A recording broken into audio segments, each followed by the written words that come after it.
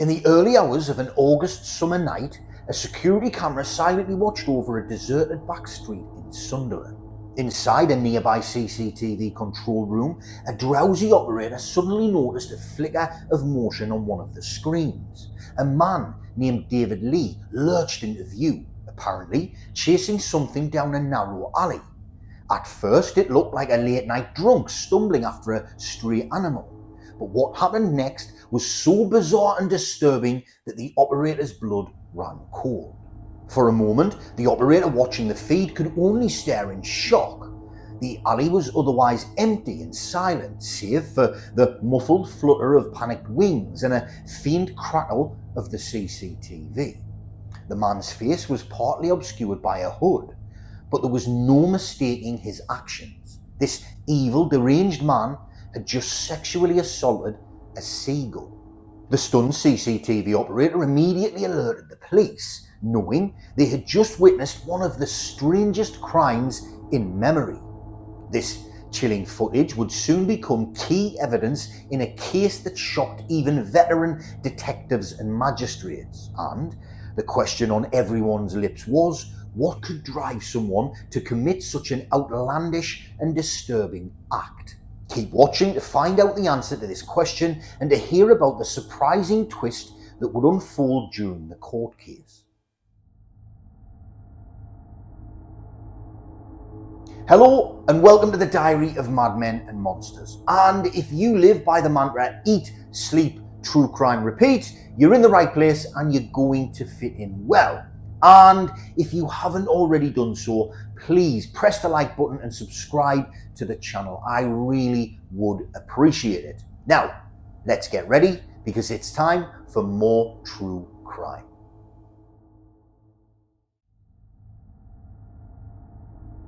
It's the middle of the night on August 17th, 2022. The yellow glow of a street lamp falls on the damp concrete as David Lee staggers into a backstreet off Gladstone Street, Sunderland. Lurking at the edge of the light is a herring gull picking at bits of rubbish. Gulls are a common sight in this coastal city, opportunistic scavengers that roam even after midnight.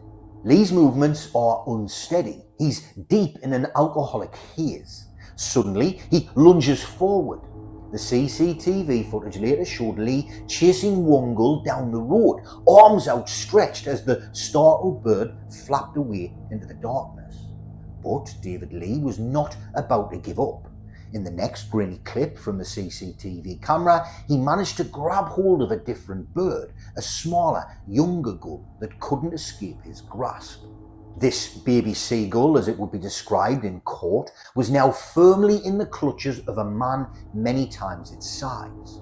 The footage, which investigators and magistrates would later watch in horror, shows Lee carrying the gull into a narrow alley, the young bird's wings beating helplessly against his arms. In that alley, dark except for the faint light of his phone screen, David Lee prepared to commit the unspeakable. He took his mobile phone out of his pocket and propped it up nearby. At first glance, one might think he was using the phone as a flashlight or camera, but the truth was more depraved. Later forensic checks would reveal that Lee had navigated to pornographic websites on his phone at this exact moment. He wasn't looking for light, he was looking for inspiration to fuel his perverse act. Now, the CCTV catches a truly grotesque scene. Lee presses the frightened gull against his body, pinning it between his thighs. With one hand free, he pulls down his trousers and underwear. The alley stillness is broken by the rustle of fabric and the bird's muffled squawks. It becomes very clear from the footage what Lee is doing. He begins masturbating, using the live gull as an object in his sexual act. The phone screen casts an eerie glow on his face as it plays pornography, illuminating a picture of pure depravity, a man lost in a vile fantasy, and an animal caught in the nightmare. For a few minutes, David Lee remains crouched there, rocking and breathing heavily. We can only imagine the terrible mix of confusion and pain experienced by the bird in his grip. In David's altered mind, perhaps reality had fully slipped away. replaced by whatever explicit imagery flickered on his phone screen. And then, as suddenly as it began, it stops. Lee finishes the act, stands up, and pulls his pants back up. The gull falls from his grip to the ground, injured or at least stunned. In a final callous gesture, he delivers a small kick to the bird's body with his foot. The young seagull tumbles aside, disappearing into the shadows with a pitiful cry. Without any visible remorse, David Lee grabs his phone, steadies himself, and walks out of the alley into the night. It's important to underscore just how surreal this scene was. Sunderland is a city used to rowdy late-night antics, intoxicated people yelling, maybe the occasional scuffle, but nothing at all like this. On the CCTV footage, the alley falls silent again except for the flutter of the wounded gull. The entire incident lasted only a short time, but it was enough to leave an indelible scar on anyone who saw it. Police later described it as one of the most bizarre acts of animal cruelty they had ever encountered.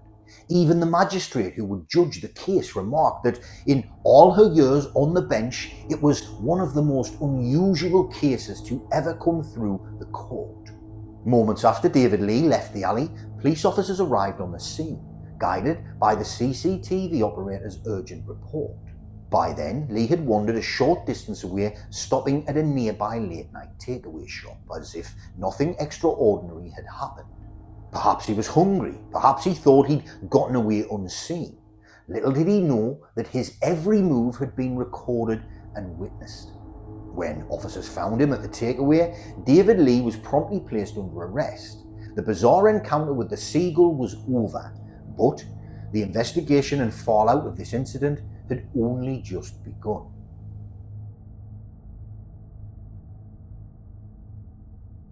Who was the man behind this horrendous act? By most accounts, David Lee's life was already in disarray before that night in August 2022. He lived on Roker Avenue in Sunderland and was known to be a heavy drinker, someone who frequently binged on alcohol to the point of experiencing blackouts. He had no significant criminal history reported in the media, but those who knew him and later the court-appointed psychiatrists described a person struggling with mental health issues. In fact, a psychiatric evaluation later diagnosed Lee with an unstable personality disorder, noting that he was often detached from reality. He also had a habit of compulsive lying, a pathological liar whose falsehoods seemed to serve no clear purpose. This tendency became evident in the excuses he gave to police about the seagull incident, which we will soon explore. Lee's lifestyle was chaotic. He drank heavily and regularly, and according to his own defense lawyer, he would sometimes have no memory of his actions during those drunken episodes. It's a frightening thought. A man with a tenuous grip on reality, prone to blackouts, wandering the streets late at night. Yet nothing in his past could have predicted the shocking crime he was about to commit. David Lee's first appearances were at South Tyneside Magistrates Court, where Lee was charged and eventually pleaded guilty. The courtroom on the 25th of April 2023 was in for an experience unlike any other. Magistrates and court staff actually viewed portions of the CCTV footage of the incident as evidence, something that visibly disturbed them. Seasoned magistrates, who have seen plenty of misbehaviour, were openly astonished. Chair of the bench, Faye Gilbert, remarked, "The word bizarre has been used on more than one occasion. As experienced magistrates, it is one of the most unusual cases we have come across in this court." This statement, recorded by local press, underscored how outside of the norm Lee's case was. During the court proceedings, the prosecution laid out the narrative of that August night in frank detail. Prosecutor Leslie Burgess described the CCTV clips, how Lee first chased one gull, then caught the smaller one, how he was seen looking at his phone while holding the bird, how it is clear from the CCTV footage that the defendant is masturbating, she told the court. She explained that he placed the bird between his legs, committed the act, then kicked it away. these descriptions would have been almost surreal to hear spoken in the courtroom. Yet, the magistrates had the video proof in front of them, leaving no doubt. On the defence side, Lee's solicitor, Ms. Annalisa Moscardini, did not attempt to claim her client was innocent of the physical actions. Instead, she focused on explaining, or at least contextualising, Lee's behaviour. She told the court that David Lee can't explain his actions and has a history of mental health issues. It was revealed that even Lee himself, once sober, was in a state of disbelief at what he'd done. He accepts he must have done this act, but he didn't have a good recollection of it, Moscardini said in his defence. This aligned with the idea that he was extremely drunk and perhaps in a dissociative state. The defence requested, and the magistrates agreed, that a psychiatric report be prepared before sentencing. They wanted a professional assessment of Lee's mental state, likely to inform what kind of sentence or treatment he should receive. With Lee's guilty plea secured in April 2023 and the horrifying facts established, all that remained was the final sentencing. The stage was set at this point. A bizarre crime, a defendant with apparent mental health and alcohol problems, and a public outcry for justice. On the 21st of June 2023, David Lee returned to South Tyneside Magistrates Court for sentencing. By now, his case had made headlines across the UK and even internationally. The sheer oddity of it guaranteed media attention. Lee appeared for sentencing, likely knowing that his prospects were grim. Magistrates in England have limited powers for sentencing. For more serious crimes, cases go to Crown Court. But they can impose jail terms for animal cruelty, and this case was exceptional. The magistrates did not mince words about the severity. They declared that only a custodial sentence was appropriate, given the circumstances. David Lee was sentenced to 24 weeks in prison, approximately 6 months, for the charge of causing unnecessary suffering to the gull. In addition, as expected, he was banned from keeping animals for 10 years.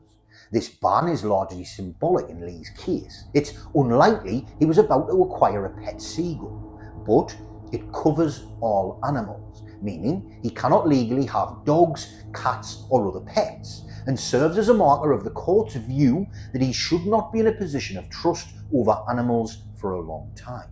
Once the dust had settled on the court case and media attention had died down, there was a surprising twist in the case. After deciding to launch an appeal to the Crown Court, a hearing on the 7th of July took place at Newcastle Crown Court that would decide David Lee's sentence was too harsh, deciding instead to suspend his 24-week sentence for 2 years, leading to his immediate release from prison under strict bail conditions. This decision shocked prosecutors and the public alike, with loud outcry from animal rights activists across the UK, who already believed that the original 24-week sentence was particularly lenient.